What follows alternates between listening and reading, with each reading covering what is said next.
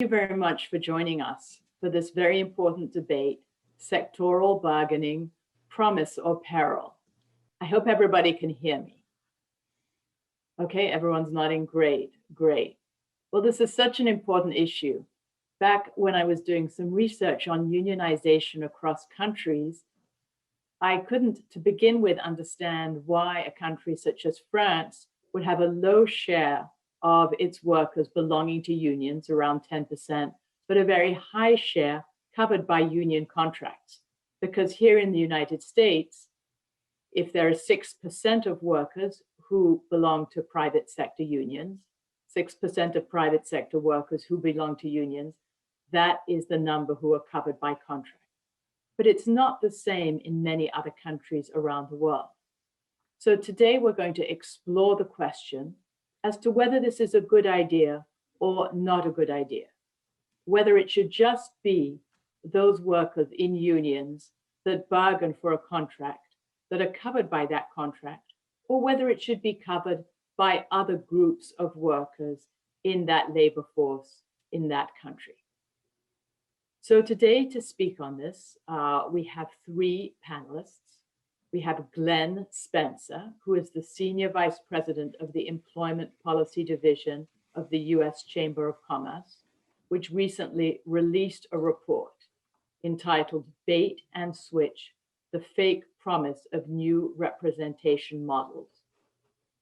We have Oren Cass, the Executive Director of American Compass, which recently released a report entitled A Seat at the Table, a Conservative Future for the American Labor Movement. And we have Vinnie Vernuccio, co-founder and president of the Institute for the American Worker, and author of the I4AW report, Sectoral Bargaining, One Size Fits All Collective Bargaining for Entire Industries.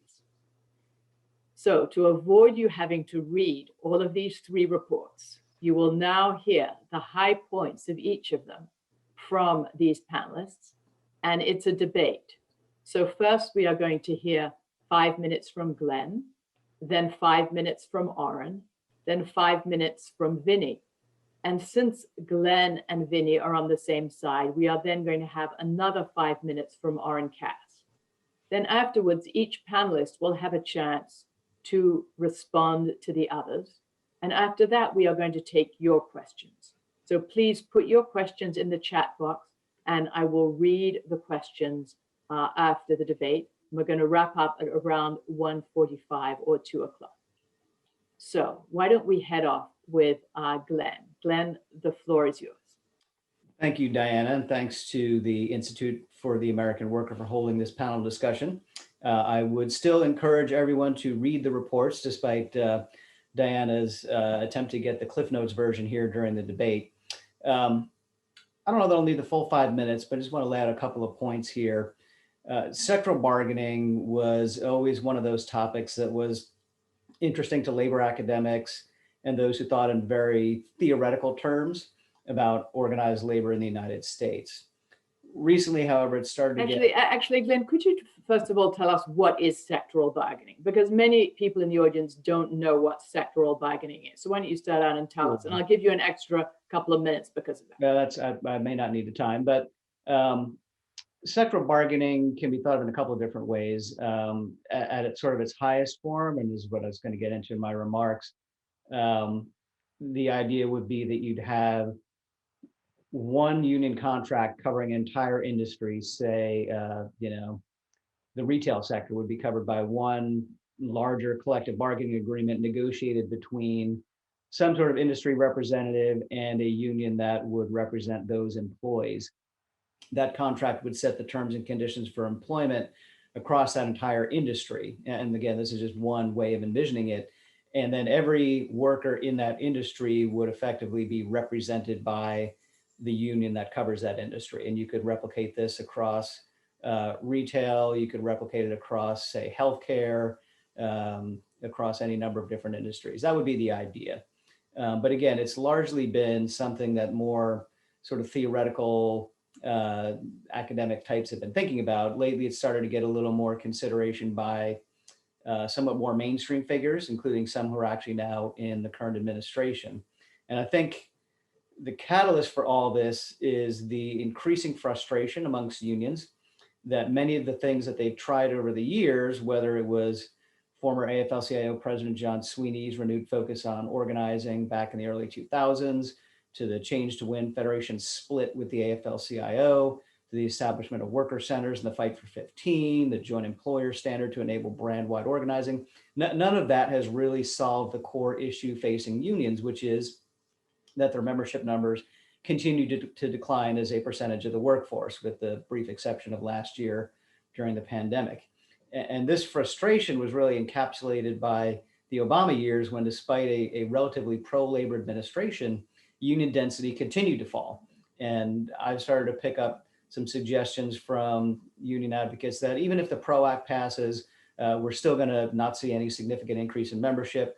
Now, I'll leave that the veracity of that statement to another discussion, but that's just what we're starting to hear a little bit of.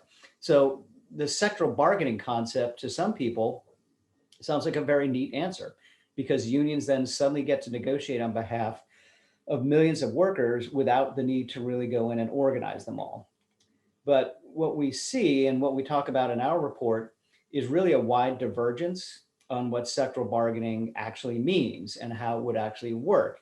So as I started with Diana in response to your question, at the highest level, it does mean one contract covers an entire industry, negotiated by one union, which then gets to represent all of those workers and collect dues from them. Now, at a much more basic level, it could mean what we saw unions try to do in Seattle, where they were attempting to put in place a legal structure that would allow them to negotiate a minimum level of representation for workers in a very narrowly targeted set of companies within a small geographic region. And it could be anywhere in between those two, what sectoral bargaining actually means to a different advocate. Now, there's a lot of practical and legal difficulties with setting up any of those types of models, and I'm sure we'll get into that further in this discussion, but I'll mention one now since I'm here representing the US Chamber. There's been a suggestion that one of the ways you could do the more grand model of sectoral bargaining would be to have a national trade association that would take the lead for negotiating on behalf of employers across an industry. And I can assure you that aside from our general opposition to sectoral bargaining as a whole, that's not something the chamber would really have any interest in. So I guess overall, I think one of the challenges that unions face when they talk about sectoral bargaining is exactly what it's supposed to look like. And I don't think there's any real agreement on that just yet, leaving aside the issues of practicality and legality. So with that, let me close out here and turn it back to you, Diana. Thank you very much, Glenn. That was very, very clear. Now let's go to Aaron. Thank you, Diana, and thank you to Vinny, especially for bringing this group together, and Glenn for joining as well. I think, as he alluded to, it's certainly an issue that's getting a lot more attention. I guess I would suggest we should approach it from a slightly different question, which isn't just what do unions want or not want, but what should we want in general for the American economy? You know, I think the fundamental problem that policymakers are facing is not how many people are in unions, it's what has happened to American workers. And outcomes for American workers really for roughly the last half century have not been what we would want to see. They have not shared broadly in the prosperity that the economy has been generating. And you can see this at in the terms and conditions of employment in a lot of cases, in the way that workplaces have become more fissured with more people outsourced, temps, independent contractors, and so forth. You can see this with all sorts of practices within the industry, whether it's just-in-time scheduling, much more aggressive monitoring, and so forth. And then ultimately you can see it in wages. You know, production and non-supervisory workers earned no more in wages in 2019 than they did in 1969. That is a shocking failure of our free market system to deliver the kind of prosperity that we know that it can and that we believe that it should. And so it seems to me the question is what are we going to do about it? And I think, unfortunately, for a long time, the right of center and the business community's attitude has been, well, we're not going to do anything about it. And I think the U.S. Chamber's report, for instance, makes a number of very good points about sectoral bargaining that we can hopefully discuss further here. But ultimately, it doesn't offer any solutions. It says, well, we should have different solutions instead.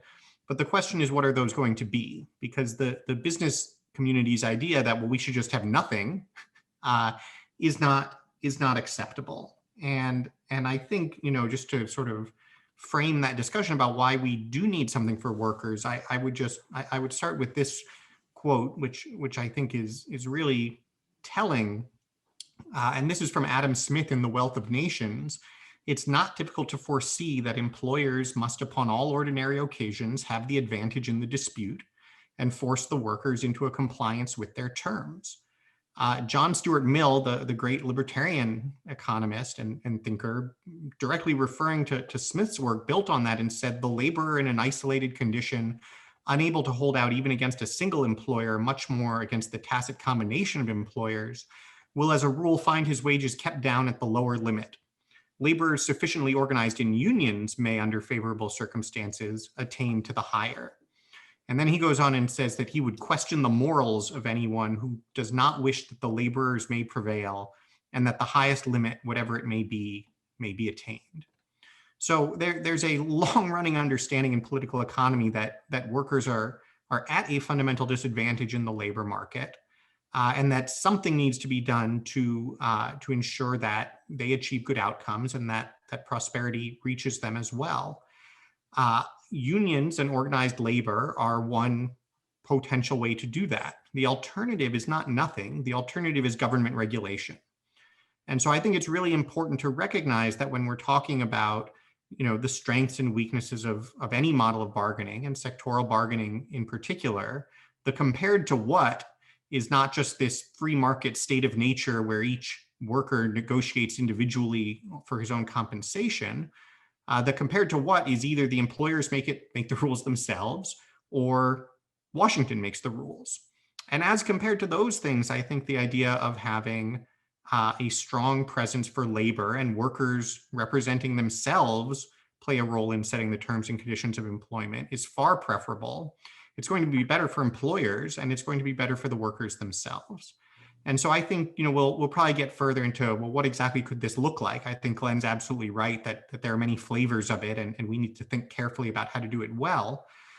But I would say that for conservatives and fans of markets and capitalism in general, we should focus on three things. One, we should want workers to have equal power with employers in labor markets so that they can meet on a level playing field and negotiate economic outcomes. That is how markets are supposed to work. That's why we love markets.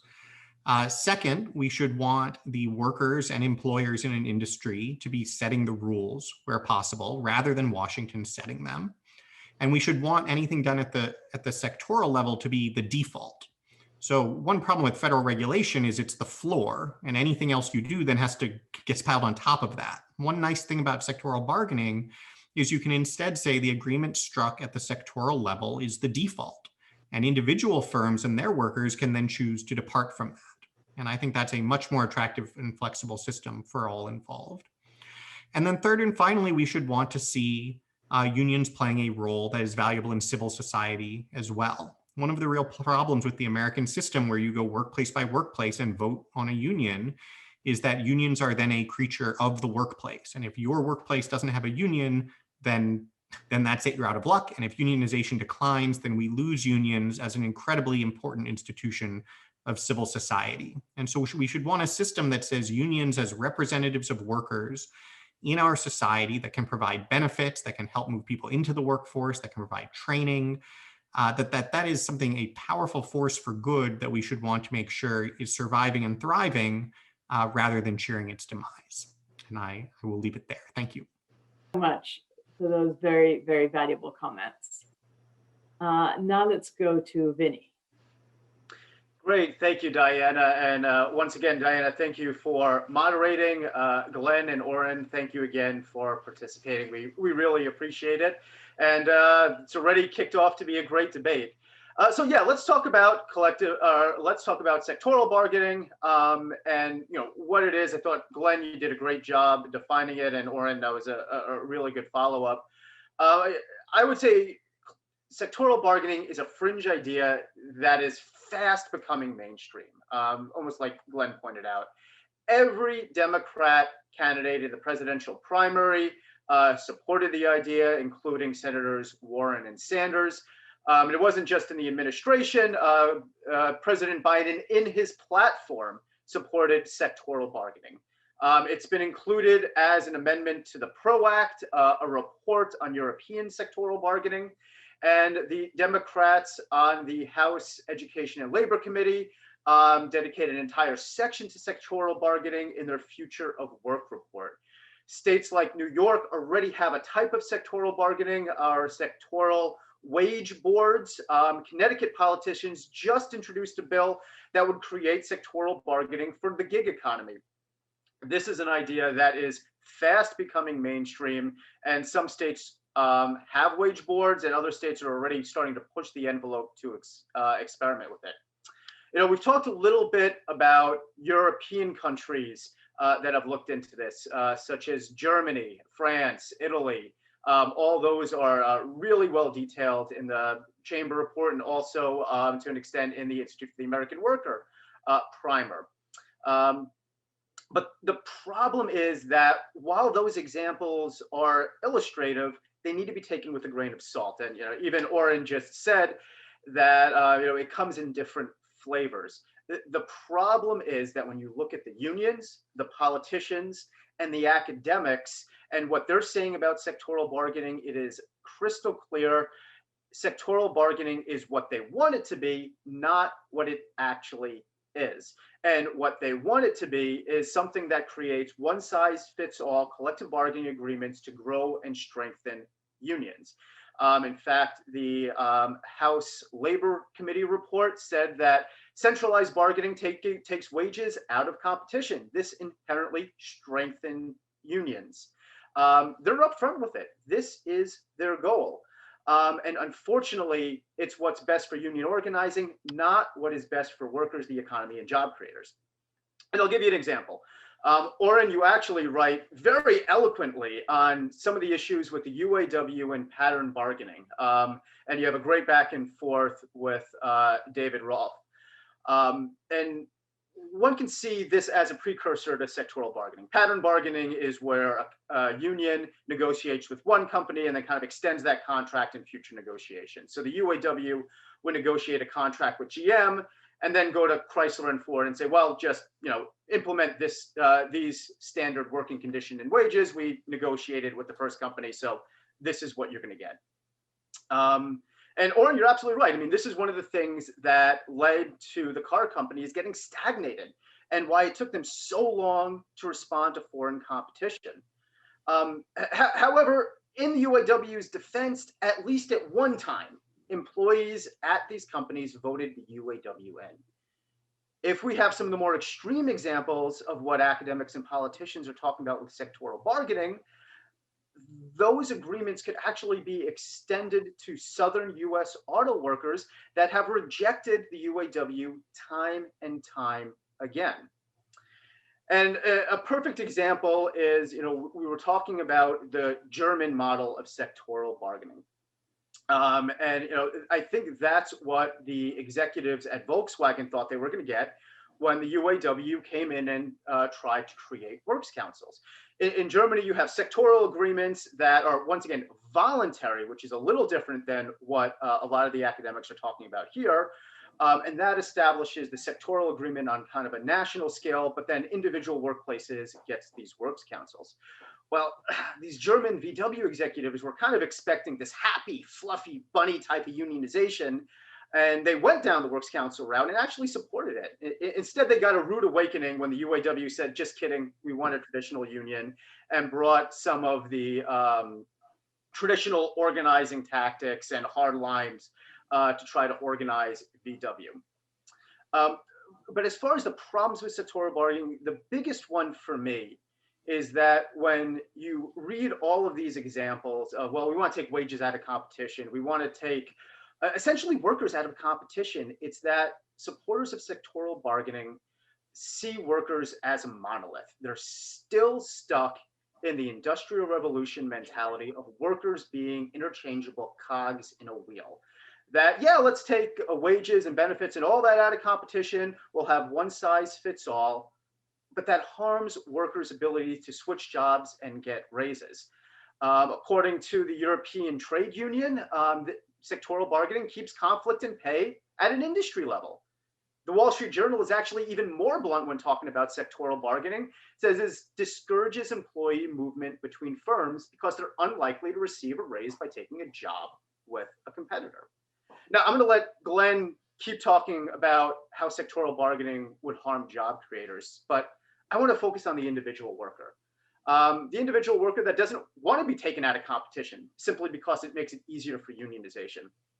The American worker who knows that if they can get a better deal, they want a better deal, they can find a new job. And they're not going to be hamstrung because they're in an industry with a sectoral agreement that sets their wages and their benefits. It's about entrepreneurs, independent workers, people with side hustles that want to work for themselves and set their own terms without a union getting either between them and their client or the platform they use to run their business. We're already seeing sectoral bargaining try to take inroads in the gig economy.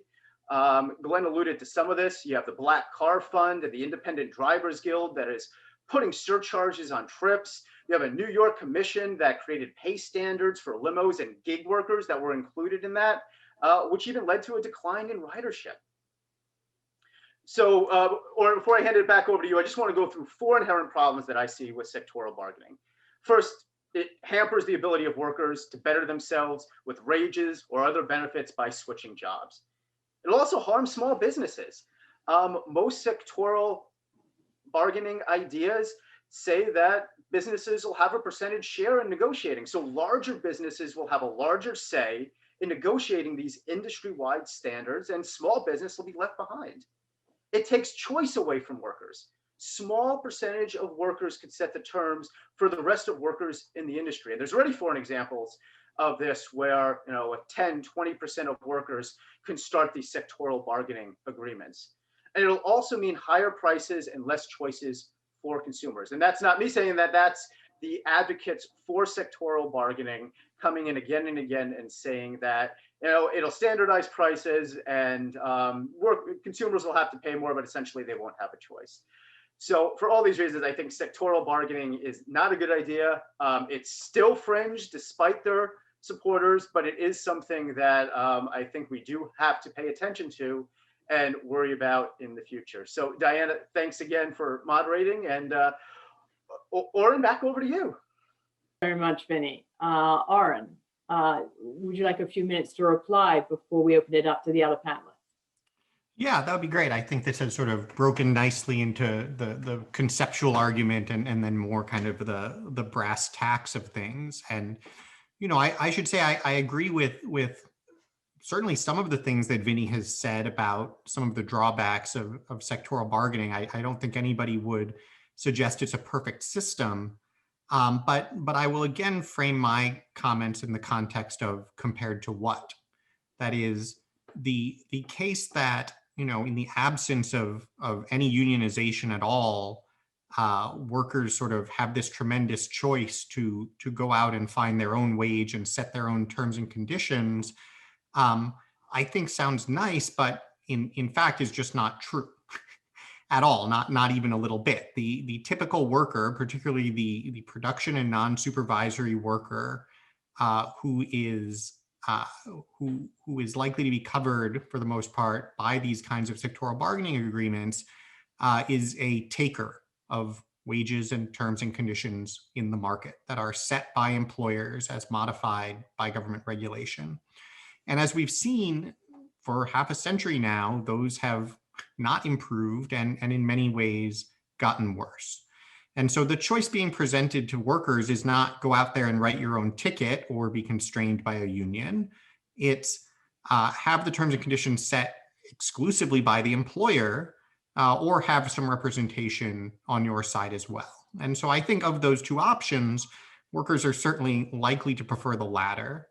And we can get into this in the Q&A portion. I would sort of put it to Glenn and Vinny. Could we just ask workers? Could we ask them if they would if they would like to have this kind of representation and essentially leave it up to them? Because I think the vast majority would say that they would like that, and certainly the experience in European countries that have it. It's very funny that Vinny calls this a fringe idea. It is true that it is not in force in the United States today, but globally it is in fact the norm among Western democracies. It is our fight workplace by workplace model that is the fringe idea.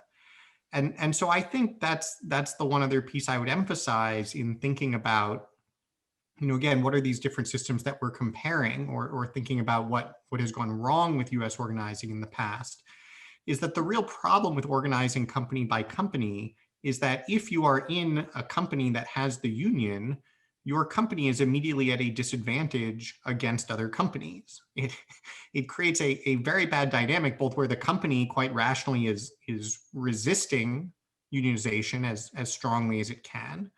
And then if you end up with the union in there, you're going to see capital leaving that company for other companies, that region for other regions, even that industry for other industries. Whereas if you say, actually, no, this is, again, as we have with regulation anyway, the standard rules of the road in the industry, you create a very different dynamic. And that's what you see in European countries that have sectoral bargaining. I think it's the Chamber whose report cites research in Germany that finds about 2/3 of employers in the industrial sector in particular say that they think the sectoral agreement is working for them. And so I think we're left asking for these workers, what is our approach that we think is going to work? And in handing it back, I am all ears if Vinny and Glenn have other thoughts for how your typical production or non-supervisory worker is going to see real gains in his wages and in his terms and conditions if he doesn't have any form of representation. Or if we agree that he should have some form of representation, in which case I would totally agree that there's a lot of conversation we had about what exactly that should look like and how to make it work best. Well, thanks very much, Aaron.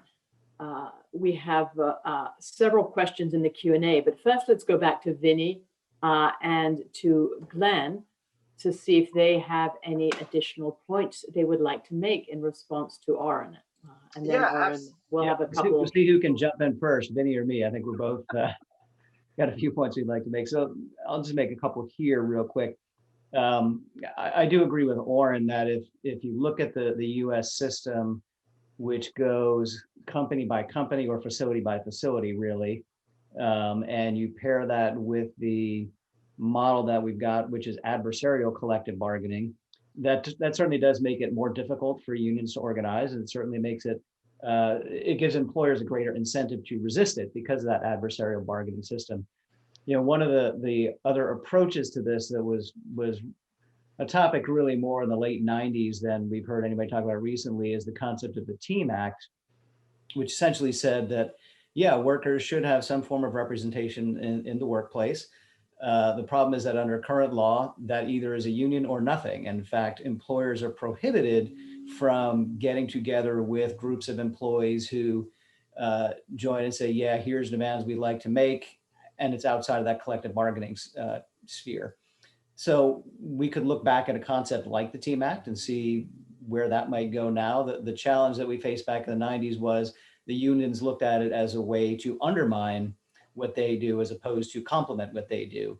And maybe we're so stuck in this partisan, my side wins, your side loses kind of dynamic that it's not possible to have rational discussions like we're doing here about what the right model might be. So I would suggest that rather than saying it's sectoral or nothing, we could look back at a subject like the Team Act and see, would that make sense in a way that you could give workers representation at the facility level without having to go through that whole adversarial process that you have under current law now. Yeah, Glenn, you beat me Thanks, to the punch. Vinny. Thanks, Diana. And Glenn beat me to the punch with talking about the Team Act. But Oren, I mean, as far as bargaining, you know, I think the key has to be voluntary. Voluntary for both the worker, voluntary for the union, and voluntary for the employer themselves. And, you know, unfortunately, that's not something that is doable under current law. You can have members only union. I know there's some academics that go back and forth on that. You know, that might be something to look at, but I actually kind of doubt that's what unions want. In fact, going back to the UAW example, that's one of the things that they were offered by VW, which was proportional representation. They said, you know, any works council came in, and there was actually a workers' center that came in and said, well, we're going to represent, you know, they had a small percentage of workers, but they met the VW's threshold. And the UAW said, no, we just want exclusive representation, and we want to represent everybody. So if we can start talking about voluntary unionism, voluntary representation on all sides, I think that's the key going forward. But that's not what I'm seeing with the sectoral bargaining arguments. It still is that one size fits all. We're going to force the employer to negotiate with us. We're going to force that worker to accept that representation, whether they want it or not. And that's for your traditional 9-to-5 workers. Other ideas that I think we really do need to explore, because I know a lot of issues with sectoral is focusing now on the gig economy and those independent workers. And there's, you know, that huge push with the PRO Act, with AB5 in California and some other states now that are trying to define these entrepreneurs, these independent workers, as actual employees.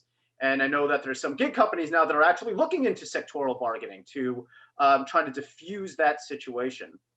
But instead of going down the sectoral road, we should look to the definition of employee. And we should make it easier for gig economies, for contractors to be able to give and get benefits without tripping up employment law, and have that completely voluntary. So right now, Uber can't really give training. They can't give benefits. Either can other companies to contractors, because they'd have to worry about tripping up federal labor law. If you want to start somewhere, start with things like the new Gig Act. Start with some of the other legislation out there that says that if companies want to voluntarily provide benefits, or if independent workers want to buy into those benefits, they can do so, but nobody is forced to. And we start with changing those independent contractor laws and making that easier. And then I think other things start to fall into place. Okay, thanks very much, Vinny. How about if we move to the questions? Now we have a number of questions. I really want to be able to get to all of them. We have a question from Sean Higgins. He says, part of the problem with unions now is the disconnect between its leaders and rank and file. For example, unions pushing for green policies, even when that harms the industry. Why wouldn't sectoral bargaining make that even worse? After all, union leaders would be guaranteed worker support and have no need to answer to them. What methods would workers have under sectoral bargaining to express objections to the policies espoused on their behalf, or the funds spent on their behalf by the union leaders? This is a question for Aaron.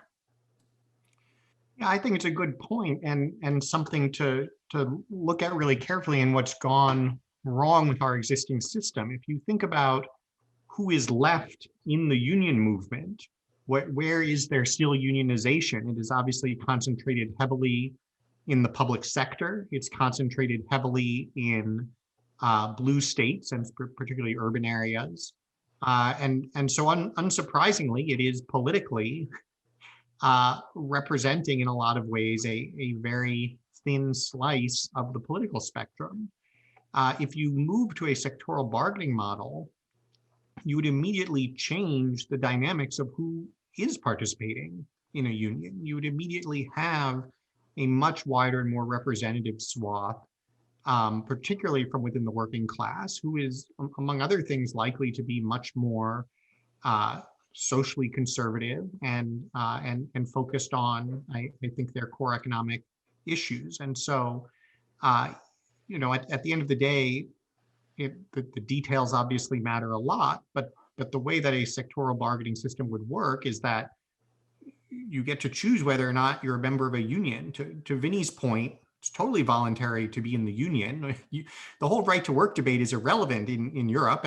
Everything's right to work in Europe. You join and pay your dues to the union if you want.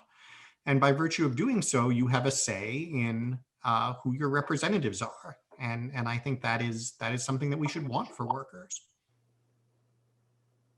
Thanks very much. Let's move to a question from Russ Brown. Russ Brown would like to know, shouldn't a worker have the freedom to work under the conditions he or she wants? And has sectoral bargaining created a black market labor in Europe? Also, please give an example of a business or industry where wages and benefits have gotten worse. Well, I guess that's directed at me as well. I don't know that there's much of a black market problem in Europe in that respect. Again, any more than there is in the US, where we obviously have very broad systems of regulation that people would go to the black market to avoid. And so again, I would start by pointing out the alternative to sectoral bargaining is not some Hobbesian state of nature free market. It is a heavily regulated by the federal government labor market, where you run into exactly the same sorts of problems that you might expect, but with less say for either workers or employers in an economic negotiation. With respect to workers, the idea that workers, as the question is worded, the idea that workers should be able to choose their own wages and terms and conditions sounds terrific. That is, of course, not true. That is not how the typical production and non-supervisory worker experiences the labor market at all. So sectoral bargaining isn't going to make that worse for that person. But doesn't that person, I think what Russ is trying to say is, doesn't that person get to choose their job? In other words, they could work in firm A, firm B, or firm C. Sure. And then these would have different combinations of pay, sick leave, vacation. And they still can under sectoral bargaining. And under sectoral bargaining, you have a master contract at the sectoral level, and you have departures from it at the firm level. Now, I would defy you to find a situation for your typical non-supervisory or production worker who at a particular job level in a particular industry is going to find significant differences today in what firm A, B, or C offers. If they choose to get different skills, move to a different industry, move to a different type of job, then they'll see variation, but that would also be the case under sectoral bargaining. Yeah, Diane, I think I'll jump in here. Yeah. A couple things that I guess I disagree with Oren on a little bit. First, Oren, you're right. No one has to join a union. But I think to Russ's point, the difference is that if you're under a unionized workshop, you have to accept union representation whether you want it or not. And yes, you don't have to join. You don't have to pay dues. If you're a non-right to work state, you have to pay agency fees, which are the equivalent, which are almost as much as dues, 70, 80, sometimes 90% of dues. But regardless, if that union has organized that work site, they're an exclusive representative, they have a monopoly, and they can dictate your terms, your working conditions, whether you want it or not. Now, for the vast majority of workers in the economy, that's not the case. Only around 90% of workers in the economy are non-unionized. And yeah, they can go from one site to the next. If it's non-unionized, they have the ability to work directly with their employer. Those employers, or I don't think you give employers as much credit. In politics, personnel is policy, and in companies, personnel is what makes profits. And if there's top talent out there, companies want to attract that top talent. And that is, at least for me, that's the main problem with sectoral bargaining, is that if you have a master contract, and once again, what we're looking at in Europe has to be taken with a grain of salt, because that's not what academics, politicians, and unions are talking about here. They're specific, quote after quote, and I can list them off.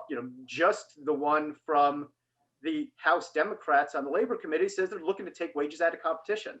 So they're not talking about having some master contract with a floor. I don't think they're talking about sports or entertainment unions. they're talking about a typical collective bargaining agreement that says that you're here, you have so many years on the job, this is what you're going to make, you have no choice. Doesn't matter how hard you work. It doesn't matter how productive you are. It doesn't matter how much you help our bottom line or how much you make a profit for us. According to the collective bargaining agreement, this is what you're going to get paid because this is how many years you have on the job. It's a seniority system, not a merit system. And for all intents and purposes, that is what the supporters of sectoral bargaining in the United States are talking about. It's having that across entire industries, so you couldn't go from one employer to the next and get a raise. And one of the other things that Russ was talking about, as far as wages, and has a business been harmed by that? You can look at American wages versus German wages, and Americans are actually making more than their German counterparts. And I think part of that is because of Germany's sectoral system and the multitude of examples that are given that sectoral takes wages out of competition, and that makes unionization easier. Dan, let me make one. All right, thanks, Glenn. Let's turn to Glenn. One quick point, and then maybe Oren can chime in. I don't want to feel like we're all ganging up on him here. But... And to that point, Glenn, if anyone has a question directly for Vinny or Glenn, please put it in the chat, because a lot of the questions we're seeing are for Oren, and I want everybody to feel equally questioned. So any questions directly, please put those in the chat. Glenn, please go ahead. Yeah, so I did want to get back a little bit into the split in the union movement about whether sectoral is a good idea or not. And it does touch a little bit about on what Vinny was talking about and what Oren was talking about on the original question that sparked this line of conversation here, which is that you have a number of union leaders and unions themselves who feel like under the existing facility by facility model, that actually is more of a democratic system than you'd get under a sectoral bargaining model. So they're able to negotiate with that individual employer about the individual terms and conditions of employment at that facility. The contracts get voted on by the rank and file. It's a more representative process. Now, I'm not saying that makes it a better model or not, but I'm just saying that's the split within the union movement that you see, is folks who say that sectoral would give us greater reach into all these different workplaces. But then you see the individual unions saying that the existing model, to the extent that it allows them to get representation, actually is a more democratic system because it is localized to that individual facility, and they can negotiate with the employer at that facility about very specific terms and conditions that apply at that level. Okay. Let's move to the next question from Suzanne Bates. Suzanne would like to hear panelists respond to the issue that unions in the US are much more combative than in Europe. Given this, in the practical applications of sectoral bargaining, it seems like it would keep sectoral bargaining from being good for the industry and the worker. Oren, should we start with you briefly, and then Glenn, and then Vinny? Yeah, sure. I think she's absolutely right about that. And I think, as probably all three of us agree, that speaks to a major difference in our system of collective bargaining. We have set up a system that is extremely adversarial in a way, from the organizing campaign on, in a way that's very unhealthy and is leading to the demise of our union model in this country. One of the key arguments in favor of something more like sectoral bargaining, and this isn't something where you just pass a 2,000-page bill and all of a sudden you're good to go. There are incredible sort of institutional needs that have to be built up over time, and so you have to figure out where to start and what you can try first and how you learn to do these things. But one of the huge advantages of the sectoral model is that it's less adversarial and does allow for better collaboration. And so I guess, I think I take Vinny's point, I think he's right that there are plenty of people out there from within the union movement and the Democratic Party who have bad ideas. And I'm sure everyone on this panel would agree that there are some bad ideas out there. What I'm interested in is the question of what are the good ideas? And if Vinny feels like how they're talking about sectoral bargaining isn't sectoral bargaining, that's fine. we get the chance to talk about real sectoral bargaining. And I think it's really important just politically to recognize that if the response to these kinds of proposals is just to cover our ears and say, no, we don't want anything, then we're going to end up with something like that, because nothing is not an option given the direction our economy has been going for a long time. And so I'll throw into the Q&A as well, what is the plan for workers here? If I don't know if they disagree that there really have not been the kinds of gains we need to see for workers in recent decades, but to the extent that we're in agreement on that point, if not something that's going to give them more power in the labor market, what is the plan here? How are we going to make things better? Perfect segue to Glenn and then Vinny. How are we going to make things better? Glenn and Vinny. If you don't like sectoral bargaining, how are we going to make things better? Well, let me start with Oren's initial, I guess the question that initially went into was about the adversarial nature of the relationship. And I touched on that earlier, that's just a system we've had in place since passage of the National Labor Relations Act, that it's set up this kind of us versus them mentality in collective bargaining. And you can argue about whether that's a good thing or a bad thing, but I think it does lead to companies not wanting to have that adversarial partner in the workplace, and it makes it more difficult for unions to organize, for sure. Now, if you move from that to this sort of European model where everybody gets along and there's the sectoral bargaining position in place, or the bargaining model in place rather, question is whether that overcomes the cultural issues that have been ingrained into this country since 1935 about how those relationships actually work at the plant level and frankly nationally. So sum it up to say what Oren said about there being some very practical and institutional obstacles or challenges, shall we say, to putting in place a sectoral system. I think that's absolutely correct. There's a lot that would need to be thought through before you could actually pass that 200-page bill or whatever number Oren had put on that. And are we ready to go there as a country? I don't know. It's a debate that's the reason we're having this whole debate here. Just to close, when we talk about what is the plan for workers, I mentioned the TEAM Act. I think that would be well worth exploring. But also, I think there's a recognition within the business community as a whole that we're not in the posture of just saying no to everything anymore. So I'll give you an example of that. There was the $15 minimum wage debate that we just went through, and we're still going to be going through.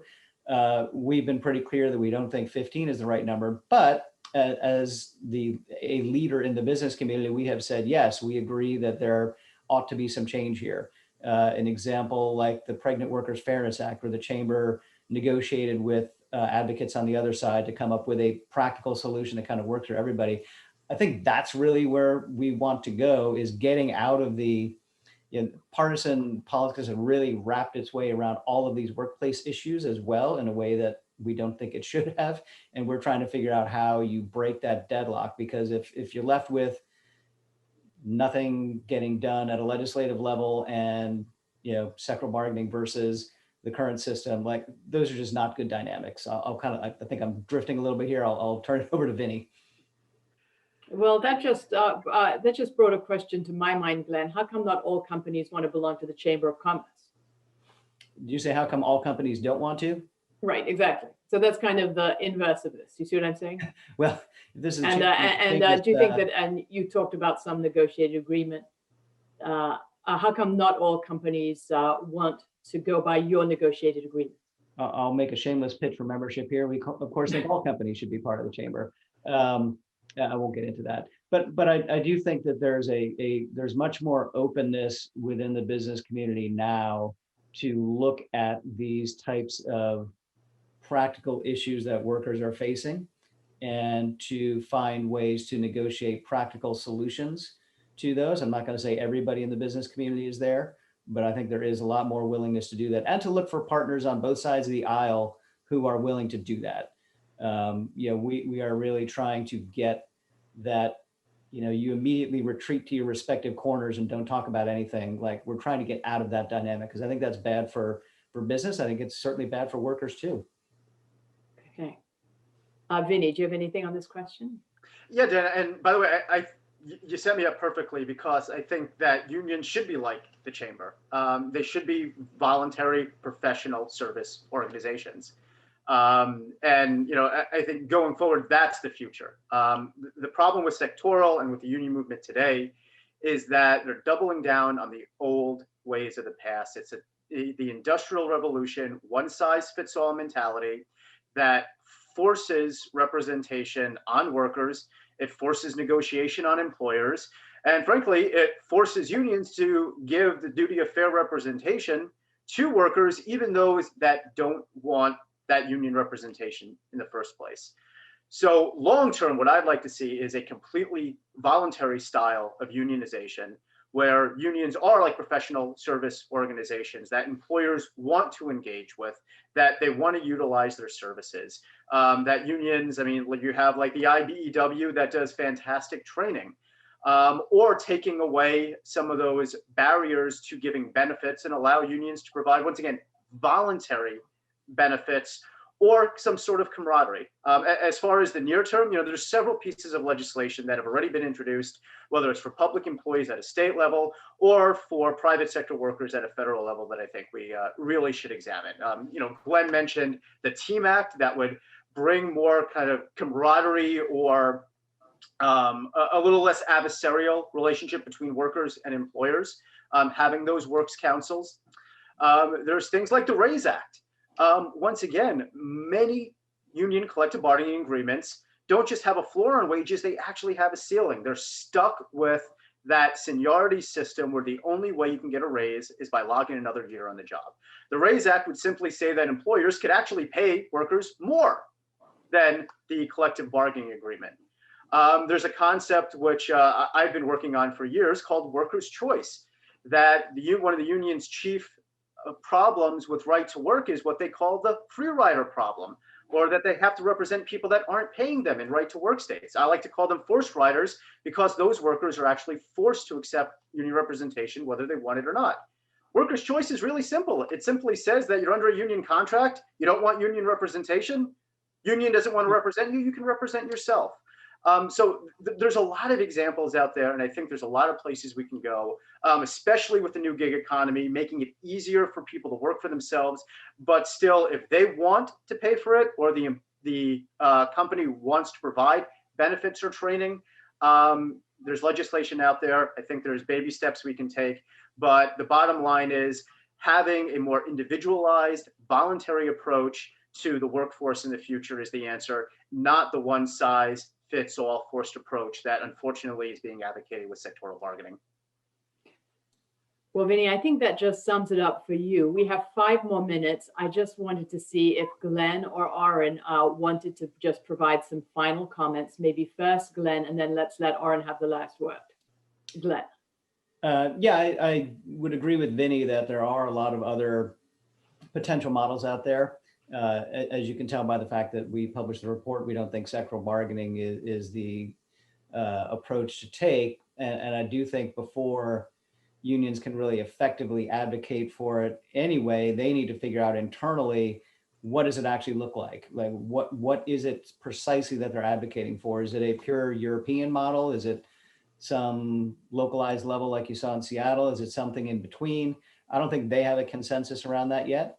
And so I think it's a little bit, they're going to need to figure out exactly what they want if they hope to advance that policy. Again, we're not particularly in favor of it. So I'll just leave it there. And I know we've been talking a lot, so I want to give Oren some time to respond to us. Okay. All right. Thanks. Oren, you get the last word. You get 4 minutes until the magic hour of 2 o'clock hits. All right. No, that's terrific. And thank you guys again for convening this. I think it's a fantastic discussion. I've found it fascinating, you know, especially on these topics that people haven't been kind of going around in the same circles for forever. It's always interesting to see kind of what are the dividing lines, what do people agree or disagree on. As far as I've heard, there's no disagreement that this economy is not working for American workers and has not been for a very long time. I mean, the idea that workers... I think we just didn't get to that, Oren. I think that. Well, that's okay, Diana. I've certainly raised it a number of times and invited Vinny and Glenn to address it, and they can go back to it at the end if they'd like. But as I repeatedly cite, the from a perspective of wages, perspective of share of gains in the growth of the economy, it has not been going to the typical worker for decades now. And that is a very serious problem. And, the other thing I've highlighted a lot is the question of, okay, what are we going to do about it? And, I like the TEAM Act too. I think the idea of voluntary works councils is terrific and we should offer it. But that is not going to get the job done and reverse the kinds of trends and imbalances in power in the labor market that we see. And if you take a look at the other kinds of things Vinny is talking about, what they come down to at the end of the day is ways to reduce worker power, to reduce the power of unions and offer them nothing else instead, to double down on the gig economy. And look, I think people who want to work for themselves and start businesses, that's terrific. And it is great that we have a country where you can do that, but that is not what most workers are going to be doing. And so I think there's a lot of work to be done on figuring out exactly how sectoral bargaining should work, how we can make organized labor more effective. But I think it is coming to be time for the right of center in particular to realize that doing something that is going to strengthen worker power and give workers, and it only works if it's going to be collective, it has to be workers brought together if they're going to have power in the labor market. We have to find a way to do that, because the alternative is not the list of things that Vinny and Glenn are describing. The alternative, frankly, is the kinds of things that we are hearing from the left. And so for those reasons, I think it's so important, and this is what we do at American Compass, to think about working from conservative principles, from pro-market principles, to find a way to change some of the rules in our economy so that the benefits of capitalism really do flow to everybody, which is what I think we all want and what we need if this market system is going to thrive. So thank you. Well, thank you very much, Aaron. Thank you, Vinny.